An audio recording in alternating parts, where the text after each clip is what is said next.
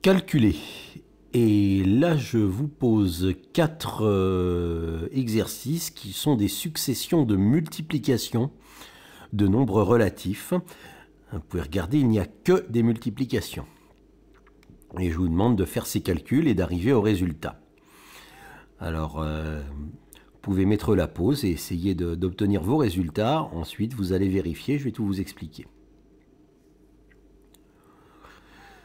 Bien, on va essayer de rappeler les règles qui conduisent à la bonne réponse. Tout d'abord, regardons le A. Moins 3 fois 5 fois moins 2. Si on n'avait pas, en fait, ce qui nous embête, c'est les signes moins.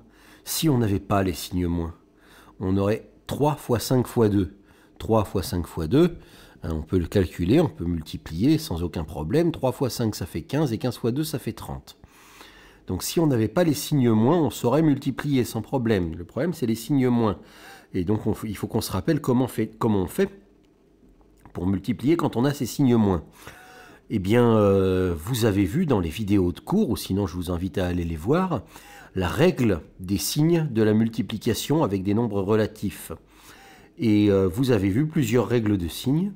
Vous en avez vu une en particulier qui vous dit que quand on multiplie deux nombres négatifs l'un par l'autre, eh bien le résultat est positif. C'est une règle que je peux symboliser, c'est pas exactement ça, mais je peux essayer de vous la rappeler en vous disant, voilà, quand j'ai moins A fois moins B, où A et B peuvent prendre les valeurs que je veux, eh bien ça va me donner un résultat plus la multiplication de A par B. Je vous rappelle, quand on ne met rien entre A et B, ça veut dire A multiplié par B. Le signe multiplié, on n'est pas obligé de l'écrire. Voilà. Donc on a une règle dont on dit souvent moins multiplié par moins donne plus. D'accord? Et qu'est-ce que ça veut dire cette règle? C'est cette règle dont on va se servir pour faire ces calculs. Cette règle me dit qu'à chaque fois que j'ai deux négatifs, je peux les regrouper et en faire un positif. Et on a une autre règle dans la multiplication qui dit qu'on peut multiplier dans l'ordre que l'on veut.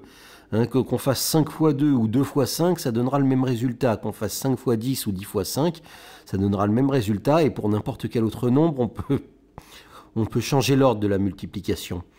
C'est-à-dire que si dans mes multiplications successives que je vous donne là, vous voyez deux négatifs, eh bien vous pouvez les regrouper et faire comme si c'était un positif. Voilà.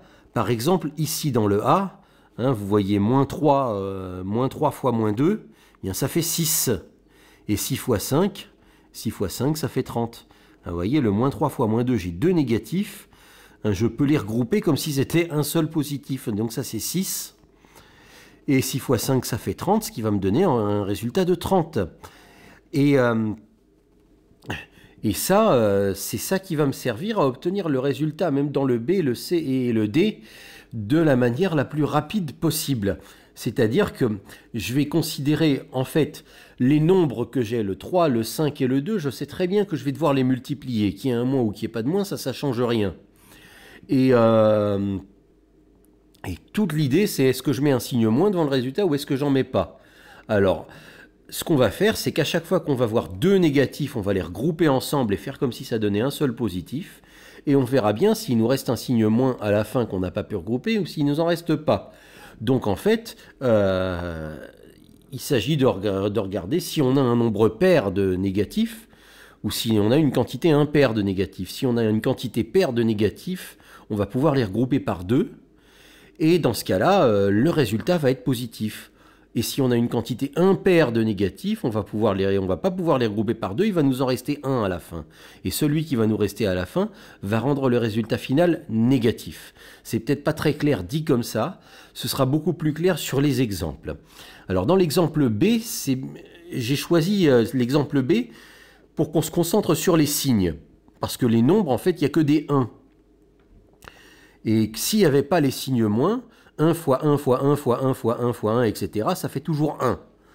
Donc je sais que la valeur numérique, ce qu'on appelle la distance à 0 du résultat, ça va être 1. Donc mon résultat du B, ça va être soit 1, soit moins 1.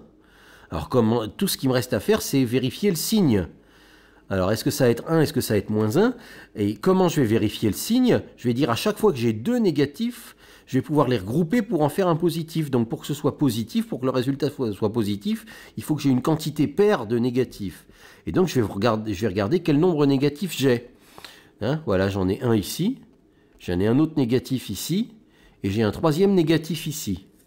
Et c'est les deux premiers négatifs, je vais les regrouper, je vais en faire un positif. Donc les deux premiers négatifs, c'est comme si c'était positif. Et je vais rien pouvoir faire avec le dernier négatif qui traîne. Voilà. Donc en fait, les deux négatifs, je les considère comme un nombre positif. Et quand je multiplie des nombres positifs, ça donne un résultat positif. C'est-à-dire que tout ça, ça va être positif. Tout ça, c'est comme s'il y avait 1 fois 1 fois 1 fois 1 fois 1. Donc tout ce que j'ai entouré en vert, ça fait 1. Et ce 1 là qui vient de ce que j'ai entouré en vert, je le multiplie par moins 1. Et donc là, le résultat va devenir négatif. 1 fois 1, ça fait 1, et puis il va y avoir un moins devant, donc le résultat c'est moins 1. À cause du dernier moins qui reste, à cause du dernier nombre de négatifs qui reste, que je n'ai pas pu regrouper avec un autre négatif pour rendre le résultat positif. Et voilà, c'est tout ce qu'il faut faire. Maintenant, le C, on va encore faire la même chose.